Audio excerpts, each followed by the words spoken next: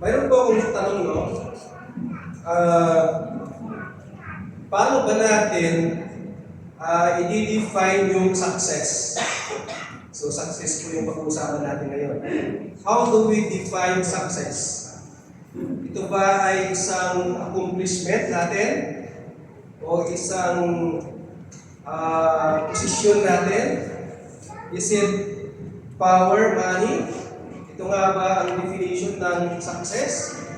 Sa sa mundo, ito yung definition, di ba? Ito po yung definition nila. Pero as a Christian, ano po ba yung success sa atin? Ano po ba yung ibig sabihin ng success? In the, chinik ko po sa Bible Encyclopedia. Ayan. So, tingnan naman po natin yung Bible Encyclopedia. So, sabi niya, in the sense of prospering, sabi niya, in the sense of prospering, sabi ng Bible Encyclopedia, success is the translation of the Hebrew word sakal. Parang gano'n, Tagalog sakal. Which means, itong maganda, no? To be wise. Ayan. Which means to be wise or to prosper. So, napakaganda ng definition niya, no? To be wise. At naalala ko po yung yung wise sa Bible. Naalala niyo po ba yung parable of the wise and the foolish builder? Ano po ba ang naalala niyo po doon? Paano ba maging wise? To be wise, it means we have to put into practice the word of the Lord. Di po ba? Or in other words, sa aking palagay po, to be wise is doing the right thing. Tama po ba? Yung tama ang gagawin mo.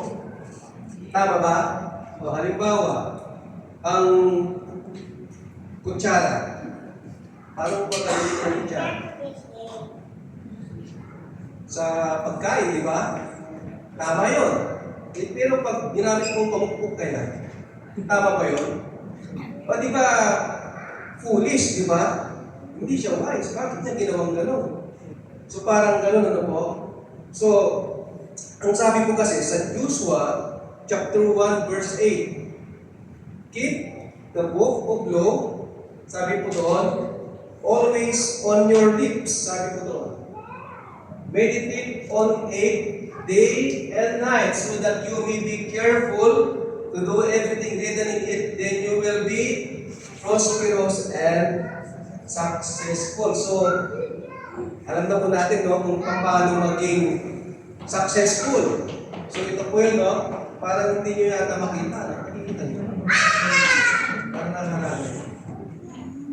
So, okay po, So, then you will be prosperous and successful. It is about yung obedience. Ano po, It is about obedience to the Word of God. Ano po? Okay. So, when we accomplish our goals, pag na-accomplish natin yung ating mga goals, mga gustong gawin, is that an accomplishment?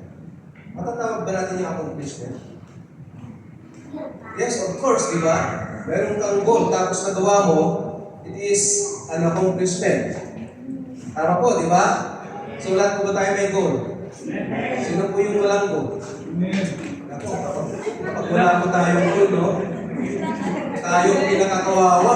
Sabi nga ng iba, Kasi wala kang goal, Kung saan-saan ka nalang pumunta, di ba? Wala ka kasing pumuntahan. Wala kang goal, Walang direksyon. So, dapat meron po tayong goal. Ang tanong, is it the right goal for us? Tama ba yung goal natin? So, dapat tama, di ba? Kasi kung sabi sa Matthew 25 verse 21, sabi po doon,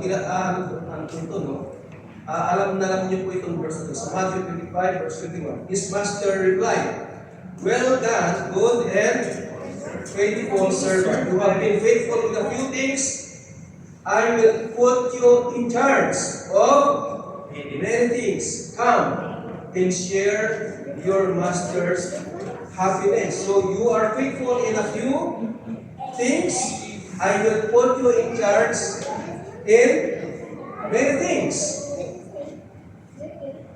So, sabi dito, well done.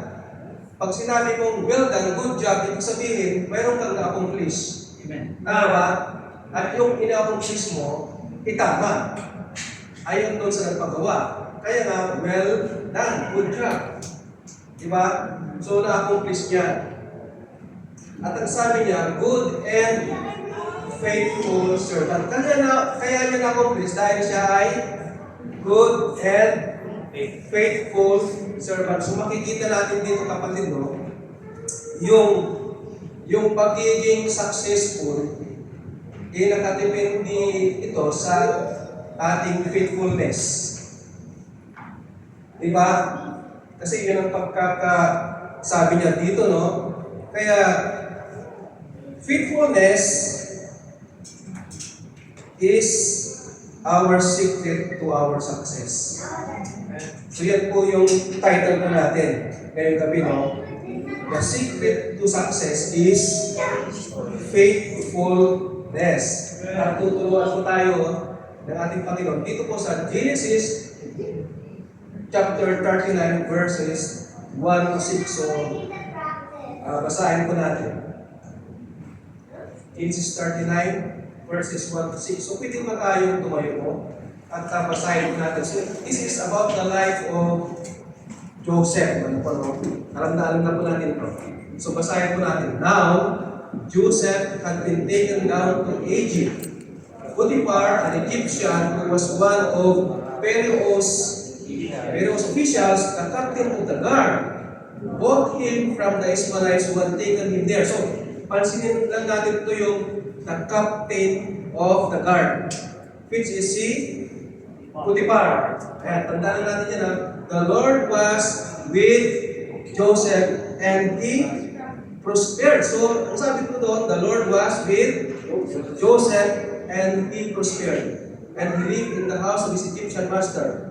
When his master saw that the Lord was with him, and that the Lord gave him success in everything he did, Joseph found favor in his eyes and became his attendant. Potiphar put him in charge of his household, and he entrusted to his care everything he owned. From the time he put him in charge of his household and of all that he owned, the Lord blessed the household of the Egyptian because of Joseph. The blessing of the Lord was on everything Potiphar had, both in the house and in the field. So he lived in Joseph's care, everything he had. With Joseph in charge, he did not concern himself with anything except the food he ate. Now, Joseph was well and handsome. So, purihin po ang salita ng Panginoon. Tayo po yung manalangin. Lord, maraming salamat, Panginoon, for your word tonight, Lord. Hallelujah. Let your word be our life, Lord. Let your word speak to us right now, Lord. At ito po, Panginoon, ang siyang makakapagpabago, Panginoon, ng aming isipan, ng aming mga buhay, Panginoon. Hallelujah. Lord, maraming salamat, Panginoon. At ito po, Panginoon, ay magrema, Panginoon, sa aming mga puso. Let your Holy Spirit be with us, Lord, and anoint all of us, Lord, with your Holy Spirit. Anoint all of us with your word tonight, Lord. At ito po, Panginoon, ay may isang buhay namin. Hallelujah. At hindi lang po, ito po ay may isang buhay, kundi may share din namin sa iba. Lord, maraming salamat. Amin na pong inamin, Panginoon, at katapumpayan, Panginoon, ng inyong mga salita sa namin, Panginoon. Ito po ay panalangin. In Jesus' name we pray. Amen. So tayo pong lahat ay makakalimutan.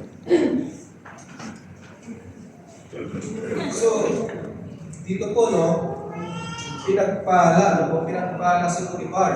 Kasi, ang kailangan lang niyang gawin ay he did not concern himself with anything except the food he ate. So, ang concern niya lang ay yung kakainin niya sa isang araw, 3 beses. Yun na lang concern niya. So, lahat ay pinaubayan niya kay Joseph. Amen po ba? So, ganun po yung tatlo ng istorya ni Joseph. No? So, lahat, siya po yung nag-manage po. No? At makikita po natin to, yung binasa natin na mag-a-apply kay Joseph, yung Matthew 25 verse 21, yung well done, good and faithful servant, di ba? I have entrusted to you a few things, then I will entrust you yung mga malaki na, no? Which is, it is a good example yan. I see si Joseph. Amen po ba? Okay. So, yung summary po ngayong gabi is, when the Lord is with you, God will give you success. Amen po ba kayo? When the Lord is with you, God will give you success. Amen po ba? Amen. Parang hindi tayo kumbinsido eh. Di ba? Kababasa lang po natin that the Lord was with Joseph and he prospered. So doon ko po yung kinuha. Ano po, no? So when the Lord is with you, you will prosper. Amen po ba? Amen. Amen. Parang ayaw nyo yatang maging prosperous eh. Kaya hindi nyo tinatanggap eh. Okay, no? So, as I was studying po itong text na to, no? The phrase, no, yung the Lord is with you, it also means faithfulness to the Lord. Amen po ba? It means you are faithful to the Lord. Kapag sinabing the Lord is with you, you are faithful to God. Amen po ba? Amen. Faithful ba tayo, mga kapatid? Faithful ba tayo kay Lord? Amen. Amen. Then the Lord is with you and God will give you success. Do you claim it? Amen. Amen. Kaya nga, the secret of success is faithfulness to the Lord. Yan po yung title po natin. Okay. So, dito po sa text po natin, meron po tayong dalawang lessons that we will learn from the life of Joseph. By the way, who is Joseph? Kilala niyo ba si Joseph? Yan si Pastor Yojo. Hindi po siya. So, si Joseph is the son of Jacob. And, sino nanay niya? Oh, parang ako ah. Tingnan nga natin yung memory natin. Okay, si Leah ba o si Rachel? Oh, sino kay Leah? Sino kay Rachel? Si Rachel, di ba? Sino si Rachel? Bakit dalawang babae buhay ni sa buhay ni Jacob? Sino ba ang love at first sight ni Jacob? Si Rachel. Di ba? Naalala niyo na yung kwento? Si Rachel, di ba? Okay, bakit ang napangasawa niya una ay si Leah? Ano bang nangyari doon? Okay. So, hindi ko na i-tweet ito, no? Kasi mahaba yun. Pero, basahin ko na lang sa Genesis, ano po, no? So, sino ba ang tatay ni Leah? Si Laban, di ba? Hindi si Jethro, no? Tinanong ko yan sa sirot, sabi na si Jethro. Hindi, si Laban. Di ba? So nagtrabaho kasi. So, bago niya mapangasawa si Rachel, pinagtrabaho muna si Jacob, ilang years na. Parang hindi natin 7 years na nagtrabaho siya. 7 years. Pero, hindi si Rachel ang ibinigay. Sino? Si Leah. Kasi sino ba yung bunso sa kanilang dalawa? Si Rachel. So, bawal pala yung unahan mo yung panganay. Diba? So, parang gano'n ang kwento, no? Pero, gusto niya talaga si Rachel. Kaya, ang ginawa, nagtrabaho rin siya ng ilang taon pa bago binigay sa kanya si Rachel. So, parang, parang mayroon ditong love triangle restaurant dito. Diba? Kasi ang asawa niya dalawa. Hindi yung una si Leah at saka si Rachel. Kasi nga, alam niyo po, si Rachel ay hindi magkaanak, parang mahirap magkaanak. So nung nanganak si Rachel, si Jacob kay Rachel, at yun ay si Joseph. Pangilan nga ba siya? Pangilan nga ba sa anak? Pang-labing isa. Sino yung bunso? Si Benjamin, di ba? Naalala na natin. Yan, so, yun po yung kwento ni ano, no? So, ano pong nangyari? Bakit nga ba napadpad dito sa ano, no? Bakit nga ba napadpad si Joseph dito sa kay King, kay Potiphar, the captain of the guard? So, ang nangyari po kasi, no? Si Joseph ay favorite son ni Jacob.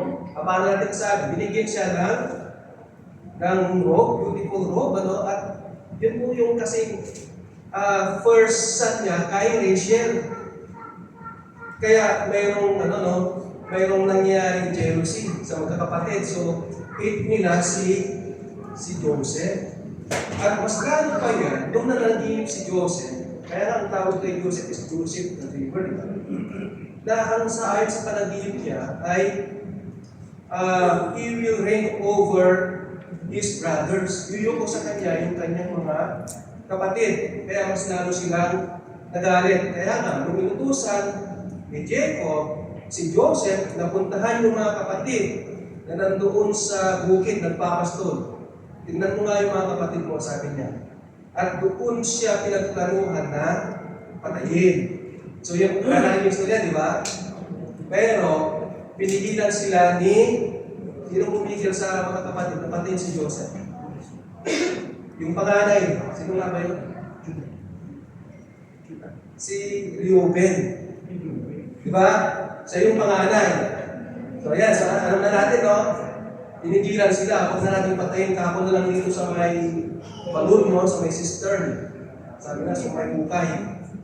Pero, sabi nila, palalabasin na lang natin na meron silang alibay kasi na parang kinain na siya ng mabagis na hayop. Kasi nakita nila may dumaan na mga merchants, mga Ismailites. Ayan, no? Ismailites, no? At bininta na lang nila si Joseph sa mga Ismailites, no? Sa mga merchants na papunta sila doon sa Egypt. Kaya napunta ngayon si Joseph sa Egypt at binenta siya as slave.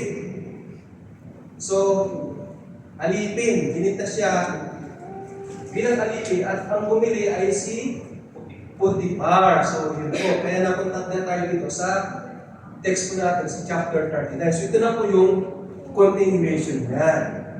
Ano po, no? So, dito po, sa puntong ito, si Joseph ay, ano po, no? Nagsilbi bilang alipin kay Potiphar. Kasi Potiphar is the captain of the guard ni Pharaoh. Okay, so yun po yung yung pre-story niya. Okay. So, dito lang, pansinin lang natin ito, no? The Lord was with Joseph. So, yan yung tanda natin. Kahit na napunta siya sa Egypt, the Lord was still with Joseph. So, yan po. So, okay, when we say that the Lord is with you, or when you are faithful to the Lord, meron po tayong dalawa na matututunan dito. Number one po is, our faithfulness to the Lord is recognizable. Amen. Amen po ba? Amen. Na yung faithfulness natin na nakikita, napapansin. Amen po? Amen. Amen. So, in Genesis 39 verse 3, Genesis 39 verse 3, sabi ko doon, when his master saw that the Lord was with him, nakita niya ni Potiphar that the Lord was with Joseph. At ang sabi ko kanina, that the praise that the Lord is with you is the same as yung faithfulness natin sa ating Panginoon. So, nakita niya that the Lord was with Joseph, that the Lord is faithful to the Lord. Nakita ni Potiphar. So, yung yung pagiging katapatan natin sa Panginoon ay nakikita sa ating mga gawa. Amen po ba? Nakikita sa ating mga kilos. Amen po? Sa ating mga pagsasalita. Ano po? So, nakikita ba ang ating katapatan sa ating Panginoong Hesus? Nakikita ba natin ba yung faithfulness natin kay Lord sa ating mga buhay? Nakikita ba? So, napakagandang tanong, no? So, pwedeng hindi, pwedeng oo, di ba? Pwedeng yes, pwedeng no, di ba? Pero wala namang, di ba? Secret believer, di ba? Meron bang gano'n? Na secret ko din, secret ko na ito, Kristyano ako, Huwag mong sasabihin na. So, hindi mo pinapakita. Di ba? Wala namang gano'n, no? So dapat talaga, bilang isang Kristiyano, dapat ito ay nakikita sa ating mga gawa, sa ating trabaho, di ba? Sa ating pamilya, di ba? Sa ating mga kaibigan. Nakikita dapat. Paano ba natin sila matadala sa ating Panginoong Hesus, di ba? Kung hindi naman pala nakikita sa atin yung faithfulness natin kay Lord. So, number 1 po, it is recognizable. Di ba? So, in other words po, no, it can be perceived by our senses. Tama ba? Ilan ba ang senses natin? 5. Ano nga ba yun? Sense of sight, hearing, smell, touch, taste. Okay. Nakikita ba ang faithfulness natin kay Lord? Nakikita naman, di ba? Nararamdaman ba? Amen. Ano sumunod? Naririnig ba? Amen, di ba? Kung naging college ka, di ba? O praise the Lord, di ba? Parang faithful to kay Lord. Tara na, mag-church tayo. Parang faithful to kay Lord. O, paano yung naman? Ano yung... Naamoy ba? Naamoy ba ang faith natin? Paano kaya maaamoy, no? Masarap magluto ni kapatid ka. Talagang sinarapan niya, para kay Lord. Talagang faithful ito. Parang sa cell group to kasi. Yan. Diba? Ano yung sumunod? Ano? Nalalasahan ba? Nalalasahan ba? Nasang-nasa ko ang faith ni kapatid. Kasi sinishare niya yung blessing niya eh. Diba? Pag may baon, sinishare niya. Talagang masarap. Nalalasahan. O diba? Paano na kayo? Kung paano yun? Marilihan yun. Sa akin lang yun. Ano? So, ibig sabihin talaga, recognize ako. Nare-recognize natin. Nare-recognize yung faith natin kay Lord. Diba? In Colossians chapter 3 verse 17, and whatever you do, whether in word or deed, sabi ko doon, Colossians chapter 3 verse 17. So, lahat pala ng ginagawa natin, sabi ko, do it all in the name of the Lord Jesus, giving thanks to God, the Father, through Him. So, mayroon pang isa, no?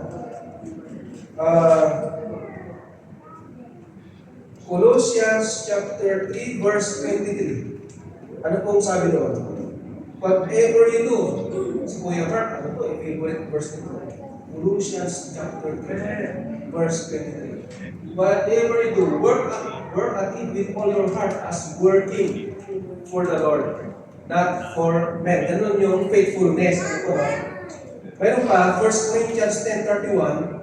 So whether you eat or drink, whatever you do it all for the glory of God. Diba? So, it is all for the glory of God, lahat ng ating mga ginagawa. So, ganun si Joseph. So, lahat po ng ginagawa niya is doing it for the Lord, as if he is working for the Lord. Amen po ba? So, yan po yung pagiging faithfulness natin kay Lord. It is recognizable. So, sabi ko nga, when we say that the Lord is with us, it is the same as we are faithful to the Lord. Tama, di ba? Yan po yung sabi natin kanina. It means, when we say that the Lord is with us, we are also close to Him. Malapit tayo sa ating Panginoon. We have this intimate relationship. Kasi close tayo, di ba? Very close relationship sa ating Panginoon. Kaya nga, the Lord is with us. Kadikit natin si Lord. Amen. Kasama mo ba si Lord? Tingnan mo nga yung side natin. Kasama ba natin si Lord? Amen. Di ba? Kasama natin si Lord because sabi ng Bible, the Holy Spirit is with us.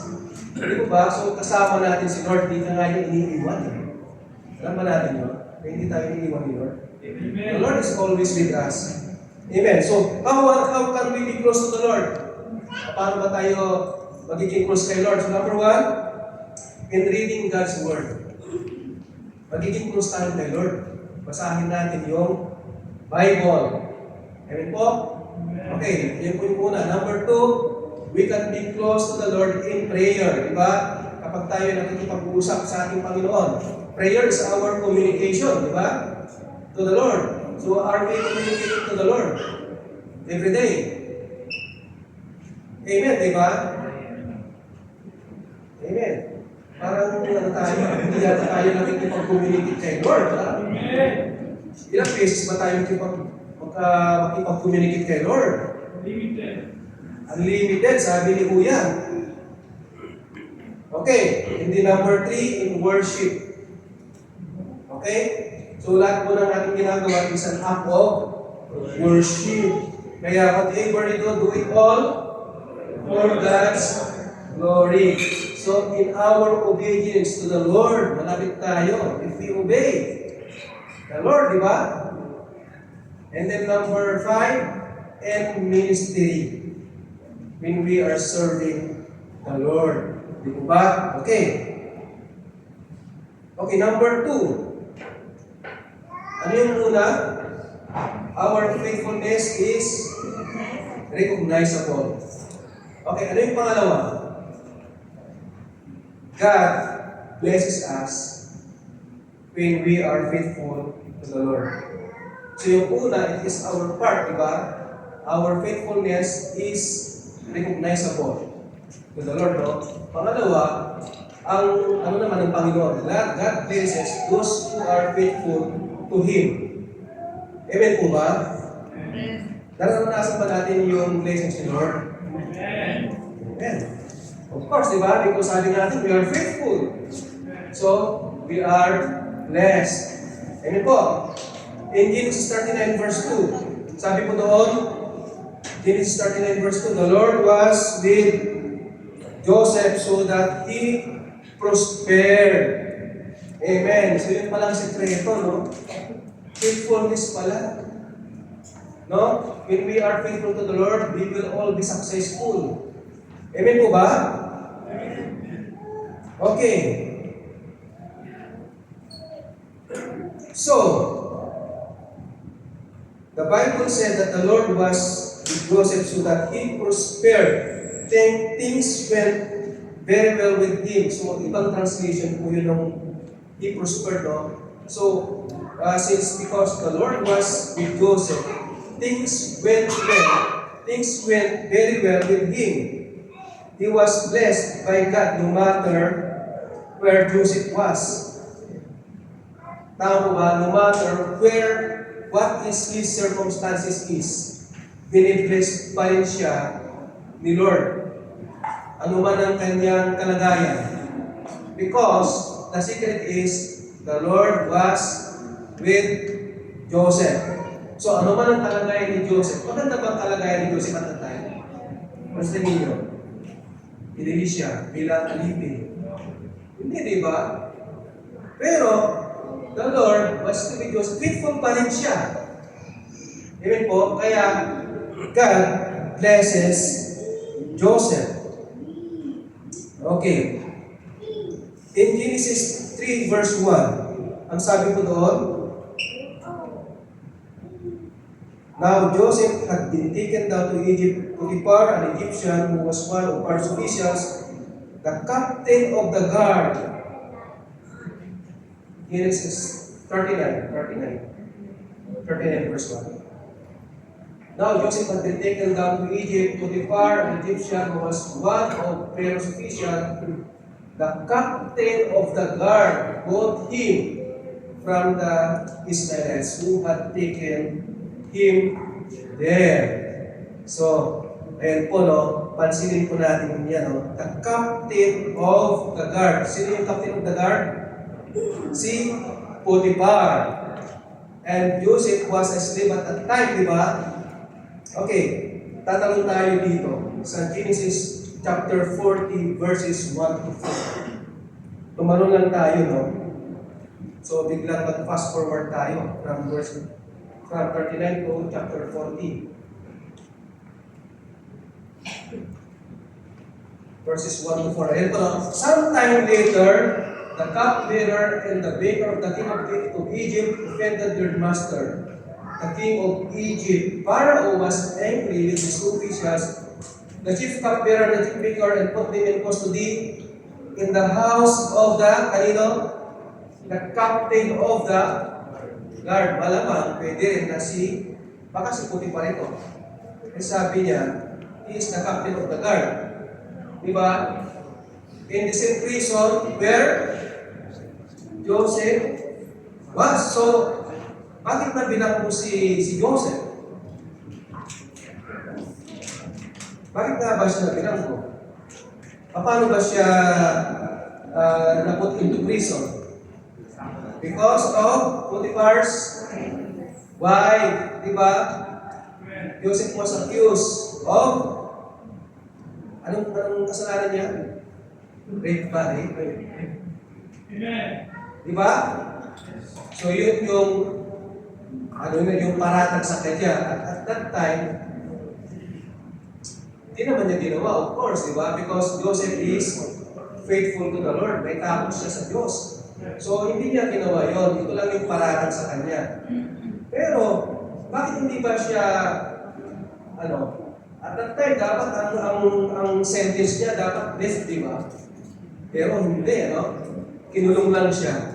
So, ganun kabuti ang Panginoon sa kanya. Ayan, nandun pa siya sa captain of the guard. Parang hindi ito yung ordinary prison na natin nandun siya. Parang, kumbaga, house arrest lang siya Kasi nga, dito dinadala yung mga, tignan nyo to, yung mga nagsaserve kay King, si cupbearer and the baker of the king of Egypt, di ba? At alam niyo po, kanino sila pinag-report? Kay Joseph. He was put them in the custody. Pinag-report sila. He was assigned them to Joseph. Inassign sila kay Joseph. Si Joseph, pero hindi siya parang role doon. Diba? Parang pinagkakatiwalaan pa rin siya ng captain of the guard. Ngayon, kung si Potiphar ito, alam niya kasi that Joseph is faithful. Diba? Alam na niya. Kasi si Potiphar, lahat pinagkatiwala na niya, diba? Lahat ng kanyang mga business, mga kabukiran dyan. Sinong namahala? Si Joseph. Ang problemahan lang ni Potiphar ay yung pagkain niya, kung ang kakain niya 3 beses sa isang araw. Ganun lang yung buhay ni Potiphar. So talagang ganun yung pagtitiwala niya kay Joseph.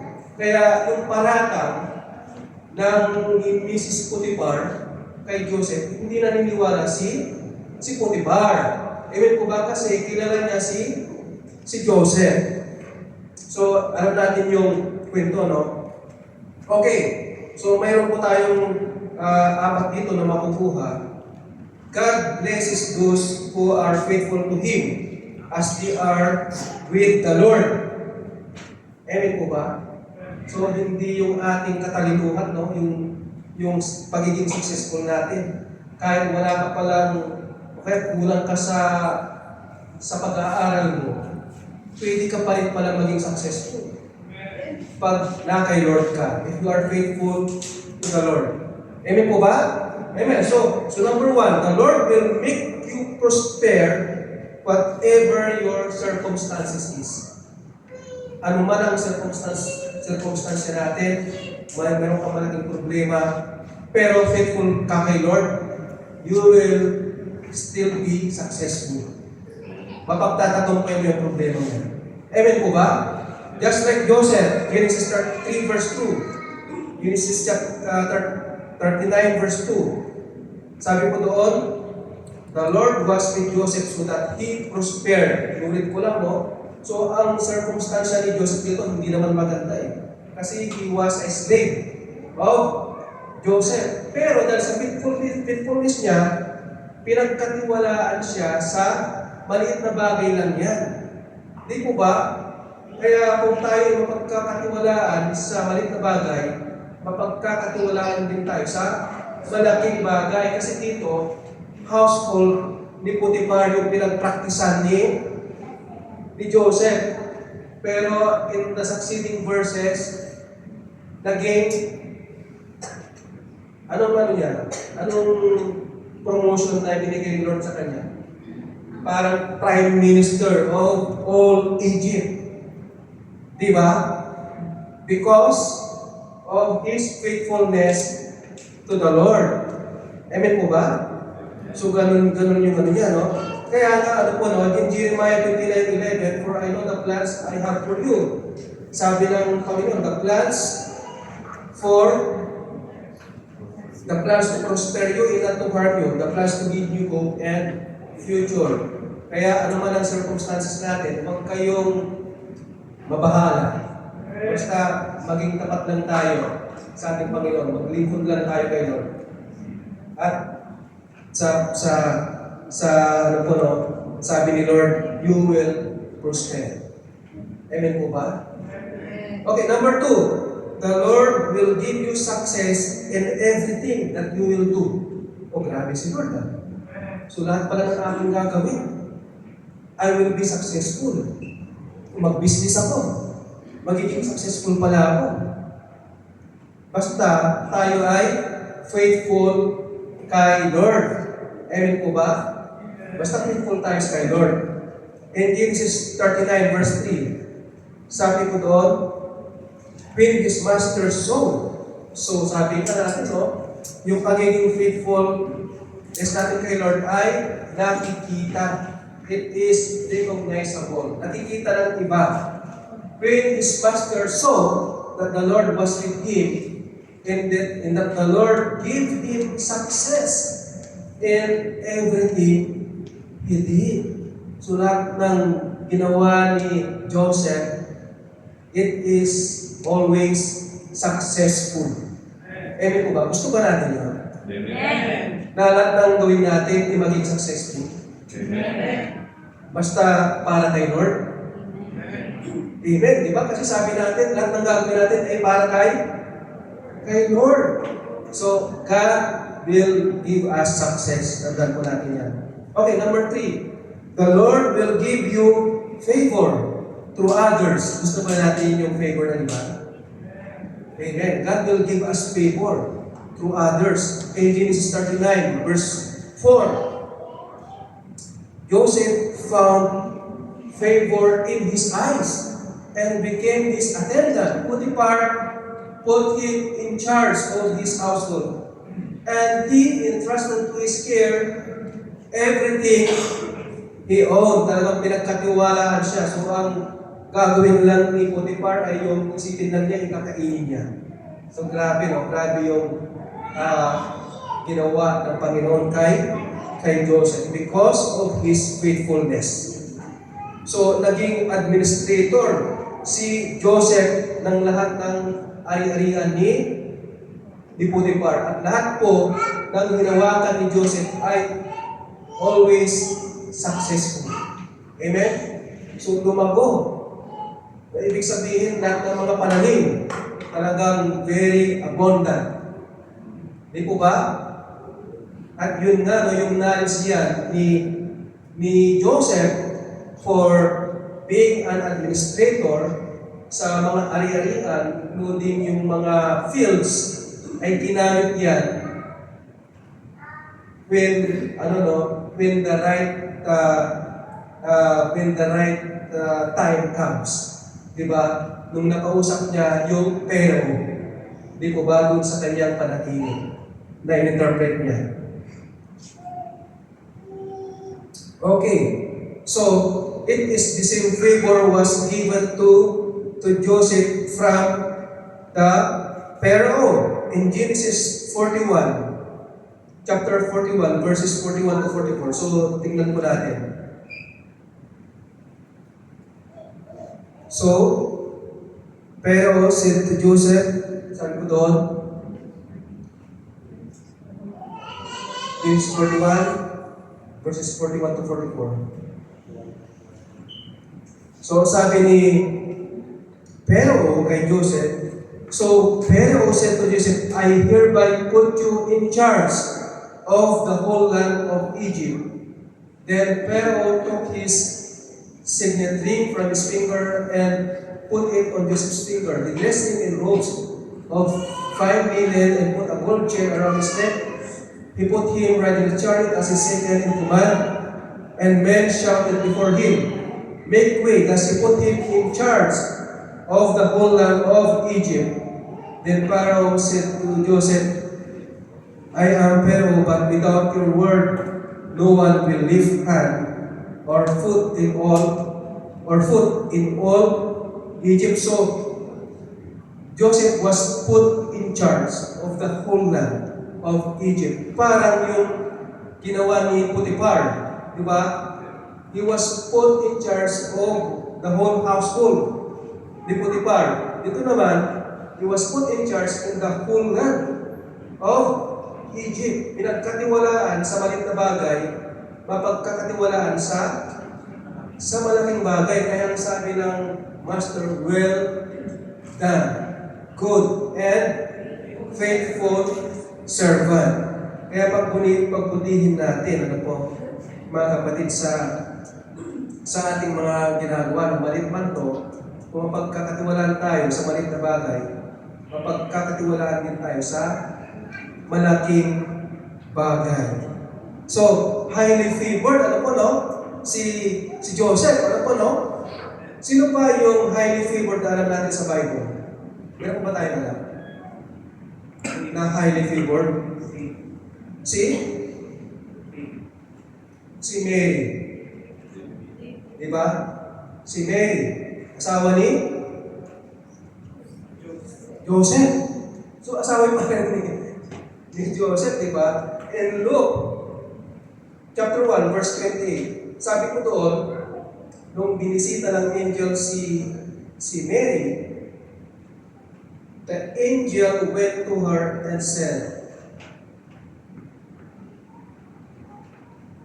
Luke 1, verse 28. Thank you. And the angel went to her and said, greetings, you who are highly favored, the Lord is with you. Kaya nga, kapag nasa atin ang Panginoon, we are highly favored. Amen po ba? Amen. Pwede po bang sabihin natin sa ating mga Panginoon, you are highly favored.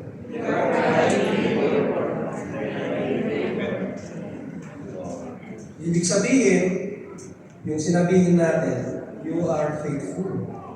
The Lord is with you. Amen. You are faithful to the Lord. Okay, number 4 po, no? You will be a channel of blessing. Gusto ba natin, no?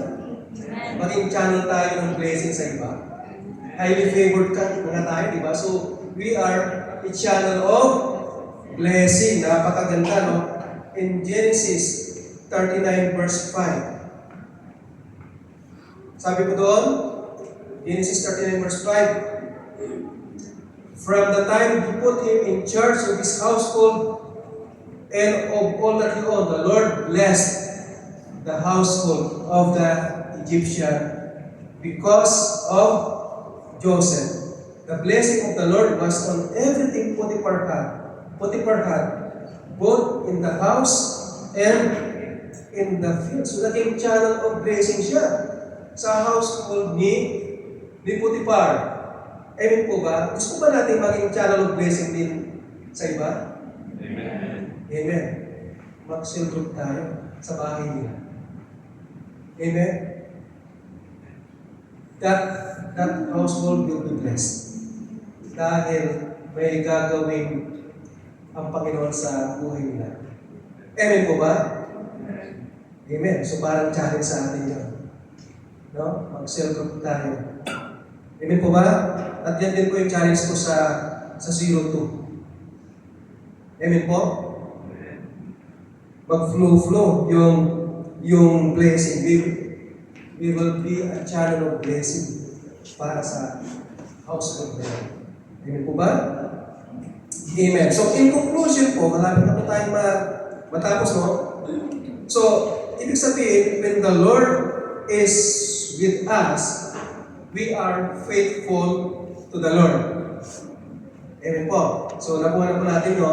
Ginagawa natin ang kanyang kalooban. So, when we are faithful to the Lord, God will give us success. Amen po ba? God will give us success.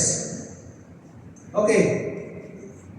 And when we are with the Lord, nothing can separate us from the Lord. Amen? Nothing can separate us from God's love. Meron bang makakapaghiwalay sa pag-ibig ng Panginoon sa atin? Wala, di ba? Nothing can stop us, in accomplishing His purpose through us. Walang makaka-stop.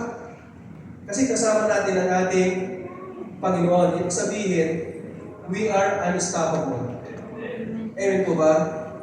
So, kasi kasama natin ang ating Panginoon. If God is for us, who can be against us? Wala, di ba? Kahit si Satan, hindi kanya ma-stop na. Amen?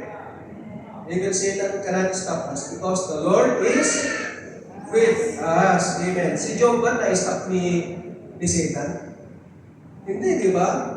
Because alam po natin that Job is faithful to the Lord. So gusto ba natin maging successful? Gusto ba natin may mangyari sa ating mga buhay? Gusto ba natin ng breakthrough sa ating mga buhay? Then we must be faithful to the Lord. Amen. Tayo po natin tumayo. Hallelujah. Tayo po ay manalangin. Hallelujah.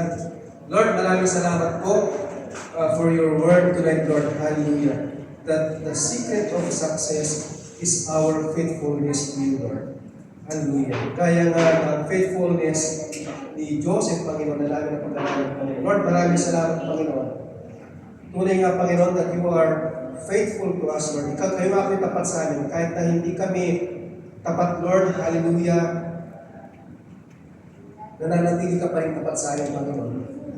Yung pag-ibig mo sa amin, Panginoon, still unstoppable, Panginoon.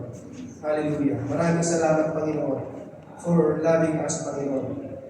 Hallelujah.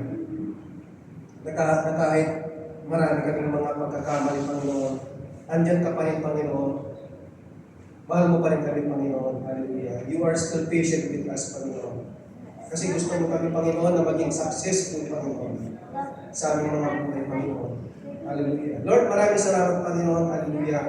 For your words tonight, Lord. Hallelujah. At ito po, nawa, Panginoon, ay hindi lamang ito aming napakinggan, Panginoon, kundi ito nga, Panginoon, ay maisabuhay namin. Makita ng iba, Panginoon. Sabi nga ng iyong mensahe, Panginoon, that our faithfulness is recognizable, Panginoon. At sabi nga, Panginoon, paano nga kami makakapag-akay, Panginoon, ng kaluluwa kung hindi nga naman nakikita sa aming Panginoon? Sa aming mga buhay, Panginoon. Yung buhay Kristiyano, Panginoon. Yung faith namin, Panginoon. Lord, maraming salamat, Panginoon, for reminding us, Panginoon, of your words, Panginoon, that our faithfulness, Panginoon, is recognizable. Hallelujah. Lord, maraming salamat. Ito po ang aming panalangin, Panginoon. In Jesus' name we pray with the guidance of the Holy Spirit, at ang lahat ng anak ng Diyos ay magsabi na, Amen.